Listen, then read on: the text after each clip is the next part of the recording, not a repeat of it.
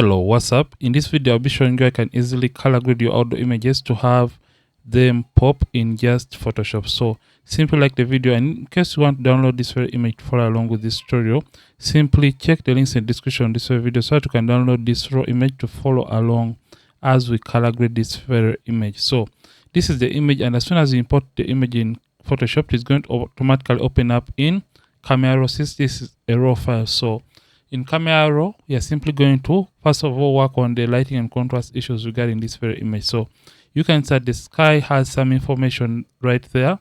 So in order to recover that information within the sky, we are simply going to come to the highlights and simply drop the highlights down, and that is going to recover the information in the sky. And we're going to do the same for the white to recover most of the information within the sky. I'm just going to take the whites less. Then I'll come and add blacks to the image and open up the shadows to recover the details within the blacks of the image. Then I'll simply come and add some contrast to the image, and I'll simply open up the exposure slightly. So this is what we have been able to achieve by just adjusting the basic adjustments on this very image. So after we have done that, the next thing is going to be simply coming to our color mixer. So in the color mixer, we have hue, saturation, and luminance. Basically, when it comes to working with the color mixer, we are just going to come to hue and understand how hue is going to be working. So hue is changing a color. You can either change the magentas from looking like the reds, or you can make the magentas more orange. So that is how it is going to be affecting the image. So hue is changing a color, saturation is the intensity of a given color. You can increase on the intensity of the magentas or reduce on the intensity of the magentas regarding any targeted color within the photo that you're trying to color grade. Luminance is the lightness or darkness of a color. You can brighten or darken a given targeted color. So after understanding that, we are simply going to first of all come to the luminance of the blues and take it down to recover the information within the sky. So negative 42 is okay, and that helps us to recover information within the sky area.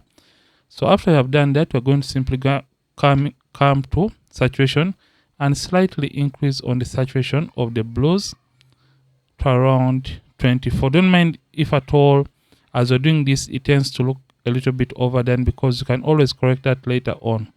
So after I have done that, we're going to come to the hues and simply play around with the hues of the blues to have that slightly teal look added to the image or to the photo. So after we have done that, we're simply going to scroll down to our calibration and we enhance this. So in order to add a given pop to the image so that the photo can pop, we are simply going to come to the blue primary and take up the saturation of the blue primary, and that is going to make the sky pop even more.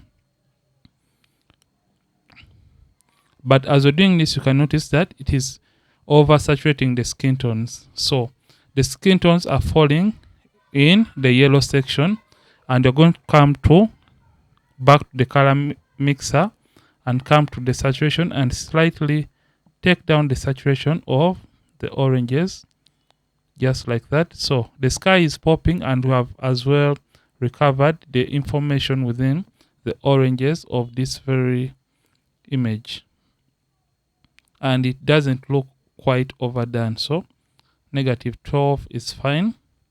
So after I have done that, so for any color that is oversaturated, you can come to the magentas. I feel like that is a little bit overdone too, and reduce on the saturation of the magentas. Then we are going to darken the magentas in the image slightly. So after doing that, in case the image is looking oversaturated, just come to the saturation and slightly desaturate the image somehow. So you can say before, after, before, after. So we're going to come and open the photo in Photoshop for us to do the next step of color grading, which is working on the skin tones.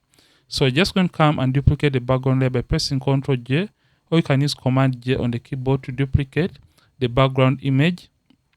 Then come to select, and you're going to come and select the subject. So Photoshop can automatically help us select the subject.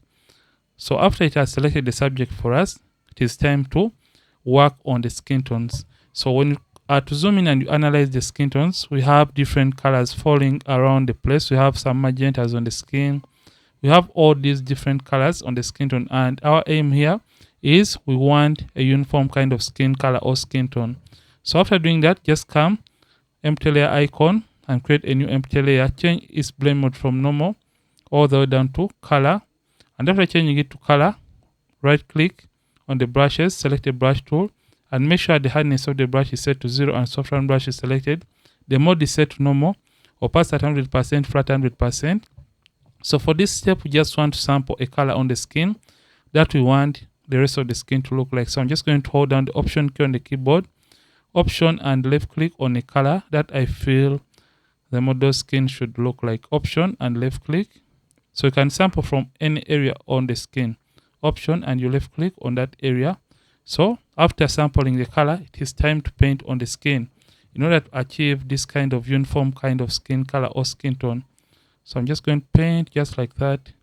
And as we're doing this, you can notice that the skin tone is now looking nice and even. So I'll be doing this for all the areas that have or contain skin color or skin tones to achieve a uniform kind of a skin tone for our model or for our subject in this very tutorial.